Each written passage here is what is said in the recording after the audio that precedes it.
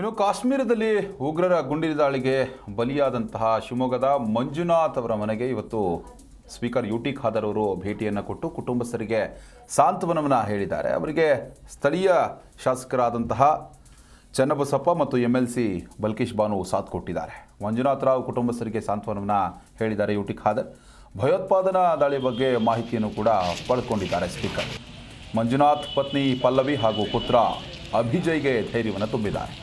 ಶಿವಮೊಗ್ಗದ ವಿಜಯನಗರದಲ್ಲಿರುವಂತಹ ಮೃತ ಮಂಜುನಾಥ್ ನಿವಾಸಕ್ಕೆ ಅವರು ಭೇಟಿಯನ್ನು ಕೊಟ್ಟು ಕುಟುಂಬಸ್ಥರಿಗೆ ಸಾಂತ್ವನವನ್ನು ಕೂಡ ಹೇಳಿದ್ದಾರೆ.